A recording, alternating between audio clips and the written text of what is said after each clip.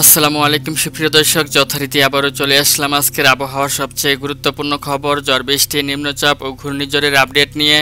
জানিয়ে দিব আজ মাঝরাত্র থেকে আগামীকাল রবিবার মাঝরাত্রের মধ্যে বাংলাদেশের প্রত্যেকটি জেলাসহ পশ্চিমবঙ্গ, আসাম, মেঘালয় ও ত্রিপুরা রাজ্যের কোন জেলার আবহাওয়া পরিস্থিতি কেমন থাকতে পারে, এছাড়াও দুই বাংলার কোন কোন জেলা জুড়ে অত্যন্ত ভারী বৃষ্টি সহ বজ্র বৃষ্টিপাতের সম্ভাবনা জানিয়েছেন বাংলাদেশ এবং ভারতীয় আবহাওয়া দপ্তর। বিস্তারিত এই মুহূর্তে আমি আপনাদেরকে জানিয়ে দিব। তার আগে আপনি এই ভিডিওটি কে কোন জেলা থেকে দেখছেন তা আমাদের কমেন্ট বক্সে আপনার জেলার নামটি লিখে দিবেন।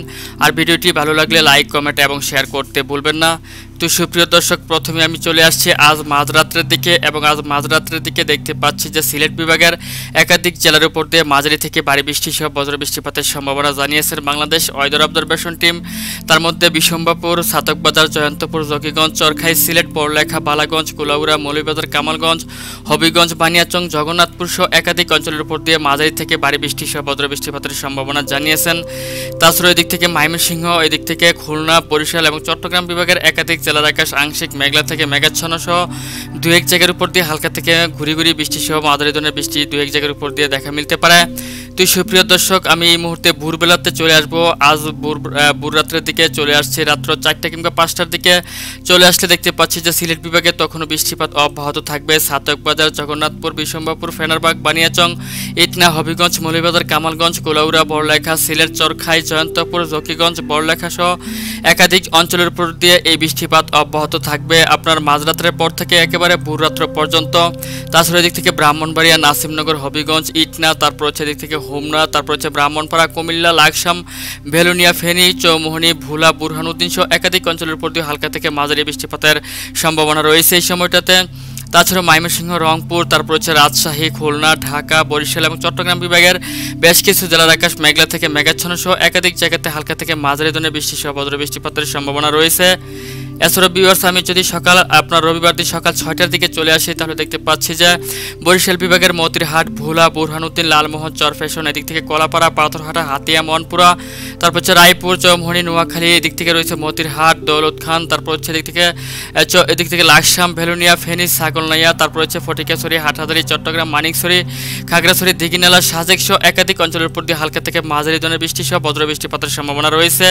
তাছাড়া সকাল 6টার দিকে ত্রিপুরার অধিকাংশ অঞ্চলের উপর দিয়ে মাঝারি থেকে ভারী বৃষ্টি সহ বজ্র বৃষ্টিপাতের সম্ভাবনা রয়েছে। তাছাড়াও সিলেট বিভাগেরও মৌলভীবাজার, কামালগঞ্জ, তারপর হচ্ছে হবিগঞ্জ, এদিক থেকে বালাগঞ্জ, কুলাউড়া, বড়লেখা সহ দু এক জায়গাতে হালকা থেকে মাঝারি ধরনের বৃষ্টি সহ একাধিক জেলার আকাশ মেঘলা থেকে মেঘাচ্ছন্ন থাকবে। তাছাড়াও ময়মনসিংহ, রংপুর, এদিক থেকে খুলনা, বরিশাল, ঢাকা বিভাগের অধিকাংশ জেলার আকাশে মেঘলা থেকে মেঘাচ্ছন্ন থাকার সম্ভাবনা রয়েছে।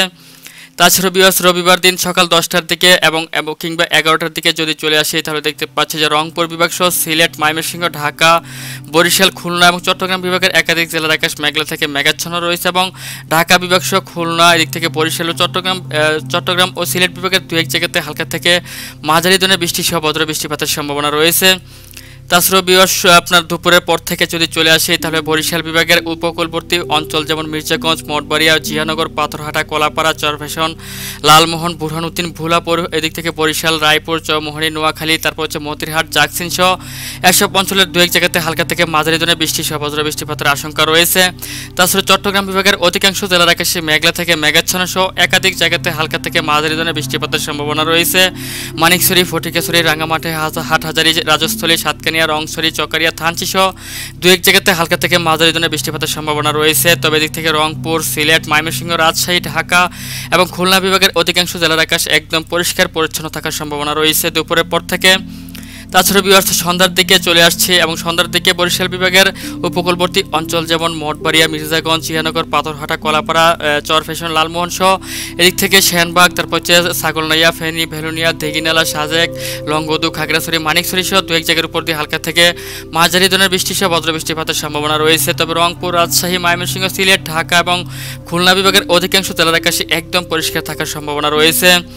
তাছাড়া ভিউয়ার্স, মাঝরাতের দিকে যদি আমি আপনাদেরকে আপডেটটি দিই তাহলে দেখতে পাচ্ছি যে মাঝরাতের দিকে এদিক থেকে বরিশাল বিভাগের এবং খুলনা বিভাগের দু এক জায়গা সহ চট্টগ্রাম বিভাগের দু এক জায়গার আকাশ আংশিক মেঘলা থেকে মেঘাচ্ছন্ন থাকবে। তবে বাংলাদেশ সহ পশ্চিমবঙ্গের কোথাও কোনো বৃষ্টিপাতের সম্ভাবনা নেই, একদম আকাশ পরিষ্কার পরিচ্ছন্ন থাকার সম্ভাবনা রয়েছে দুই বাংলাতেই। এবং ভোরবেলাতে যদি চলে আসি আবারও দেখতে পাচ্ছি যে ভোরবেলার দিকে খুলনা বিভাগ এবং বরিশাল সহ চট্টগ্রাম, ঢাকা এবং সিলেট বিভাগের বেশ কিছু জেলার আকাশ মেঘলা থেকে মেঘাচ্ছন্ন থাকতে পারে। তবে বৃষ্টিপাতের তেমন সম্ভাবনা থাকছে না, দু এক জায়গাতে হালকা থেকে মাঝারি ধরনের বৃষ্টিপাতের সম্ভাবনা দেখা মিলতে পারে। তো সুপ্রিয় দর্শক, এই ছিল এখনকার মতো আমার কাছে পাওয়া আজকের আবহাওয়ার সবচেয়ে গুরুত্বপূর্ণ এবং লেটেস্ট আপডেট।